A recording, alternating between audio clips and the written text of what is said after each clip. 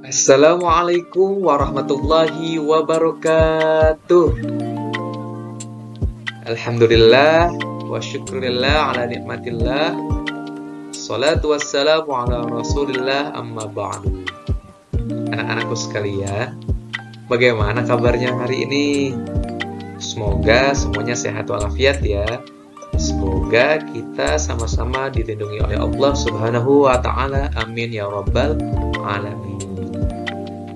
Pada kesempatan kali ini, kita akan bersama-sama belajar surat Al-Ma'un. Surat Al-Ma'un ini mungkin sudah tidak asing lagi bagi kita semua, karena sering dilafalkan, sering diucapkan dalam keseharian kita, dan dalam pembiasaan-pembiasaan kita sebelum memulai pembelajaran. Baiklah anak-anakku yang Bapak banggakan, mari seperti biasa, sebelum belajar, kita bersama-sama memanjatkan doa agar pembelajaran yang akan kita laksanakan dapat diberikan kemudahan dan diberikan kepahaman oleh Allah Subhanahu wa taala. Ayo angkat tangannya. A'udzu billahi minasy syaithanir rajim. Bismillahirrahmanirrahim. Rabbi zidni ilma warzuqni fahma waj'alni minas salihin. Amin ya rabbal alamin. Anak-anakku sekalian, mari sama-sama kita cari tahu ada apa sih di dalam surat Al-Ma'un ini. Nah, surat Al-Ma'un itu memiliki arti barang-barang yang berguna.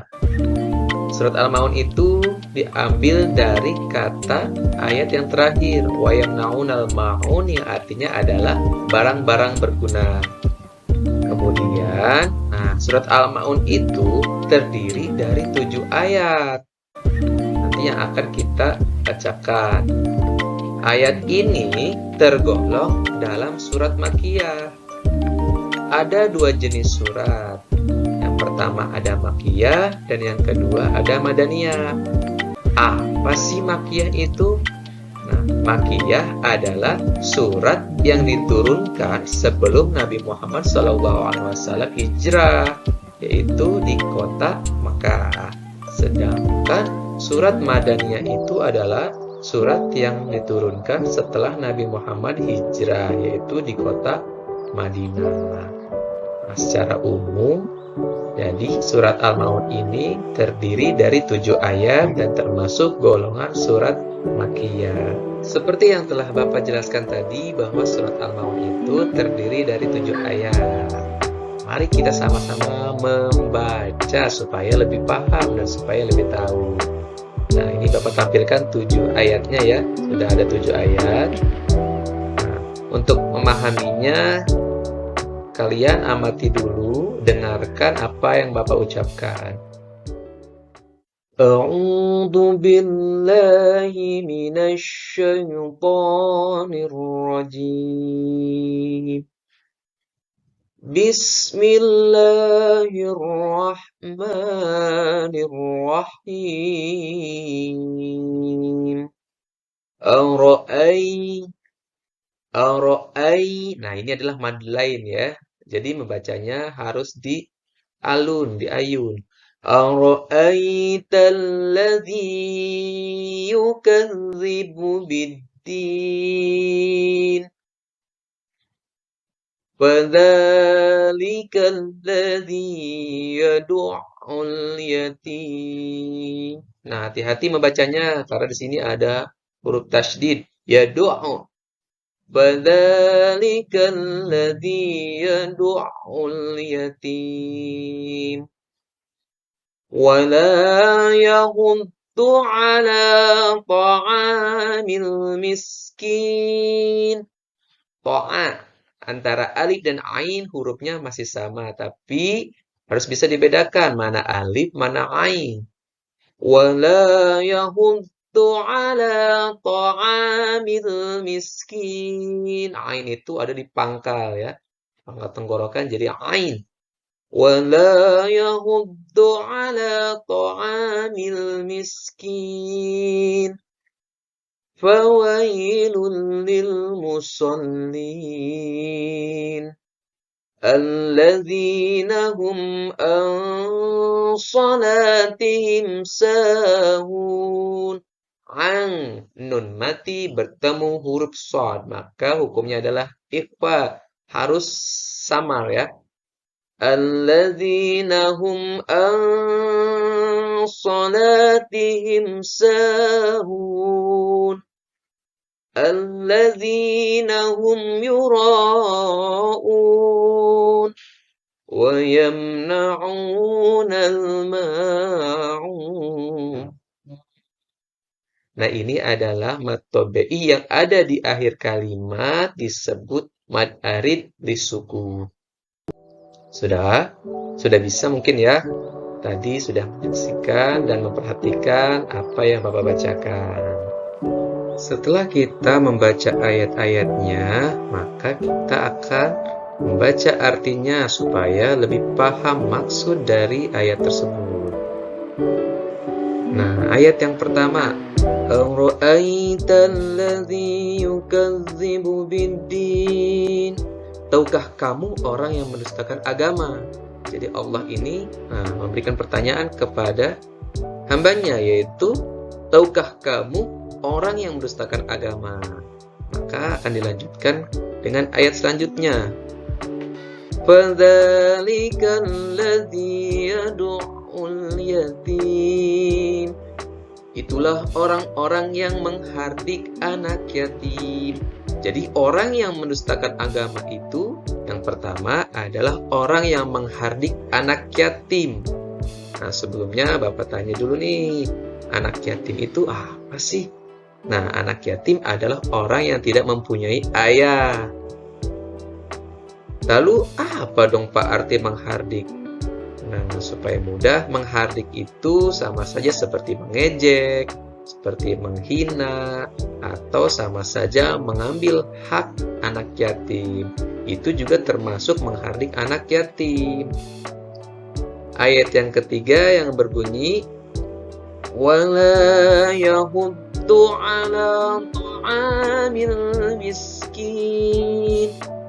Dan tidak menganjurkan untuk memberi makan orang miskin. Ayat selanjutnya, fawailun lil musallin. Celakalah orang-orang yang melaksanakan sholat. Maksudnya apa sih? Kok orang sholat bisa celaka? Maka Allah juga menjelaskan pada ayat selanjutnya, alladzina hum an salatihim sahun, yaitu orang yang lalai terhadap sholatnya. Jadi maksudnya orang yang melaksanakan sholatnya celaka itu adalah orang yang lalai terhadap sholatnya. Lalai itu seperti apa? Contohnya, misalkan kita sedang asik main handphone, asik bermain, kemudian berkumandanglah azan, tetapi kita masih asik bermain handphone. Nah, itu juga termasuk orang-orang yang lalai. Jadi menyepelekan waktu sholat. Ayat yang ke-6 yang berbunyi, alladzina hum yura'un, yang berbuat riya. Riya ini artinya adalah memperlihatkan kebaikan supaya dilihat orang lain, supaya diberikan sanjungan dari orang lain. Nah, riya ini salah satu penyakit hati. Amal kebaikan disertai dengan riya, maka tidak mempunyai buah ya. Pahalanya akan sia-sia. Ayat yang ke-7 yang berbunyi, wa yamna'unal ma'un, dan enggan memberi bantuan dengan barang-barang yang berguna. Jadi orang yang mendustakan agama itu ya sudah dijelaskan oleh Allah Subhanahu wa taala dalam surat Al-Maun ya. Surat Al-Maun ini sudah jelas menggambarkan orang yang mendustakan agama. Untuk memperjelas apa yang sudah kita pahami, Bapak menampilkan poin-poin pentingnya. Tahukah kamu orang yang mendustakan agama? Nah, yang pertama, seperti yang ayat yang kedua ya. Nah, orang yang mendustakan agama yaitu orang yang menghardik anak yatim. Kemudian, yang mendustakan agama yang kedua yaitu adalah orang yang enggan memberi makan fakir miskin. Terus pendusta agama yang ketiga yaitu orang yang lalai dari sholatnya. Pendusta agama yang keempat yaitu orang yang berbuat riya. Dan yang terakhir adalah orang yang enggan menolong dengan barang-barang yang berguna. Nah, ini adalah 5 orang yang dikatakan sebagai pendusta agama. Orang yang menghardik anak yatim, orang yang tidak mau memberi makan fakir miskin, orang yang lalai dalam sholatnya, orang yang berbuat riya, dan orang yang tidak mau menolong sesama dengan barang-barang yang berguna. Nah, ini adalah kebiasaan-kebiasaan dari zaman dahulu sampai dengan sekarang. Ya, masih banyak orang-orang yang mencaci anak yatim, mengejek anak yatim, padahal itu adalah suatu dosa besar. Kemudian banyak sekali orang-orang yang mampu tapi tidak mau memberi makan fakir miskin. Dia hanya senang dengan kehidupannya, hartanya banyak, rizkinya banyak, tetapi tidak mau bersedekah memberi makan fakir miskin. Kemudian banyak juga orang-orang yang lalai dari sholatnya, asik bermain, ya, sehingga lupa dengan sholatnya. Padahal sholat itu adalah kewajiban. Apabila tidak dilaksanakan, maka mendapat dosa. Bila dilaksanakan, mendapat pahala. Kemudian orang yang mendustakan agama juga orang yang berbuat riya. Riya ini adalah penyakit hati. Jadi amalnya tidak akan dinilai oleh Allah Subhanahu wa taala karena tujuannya tidak ikhlas, bukan karena Allah tetapi karena orang lain.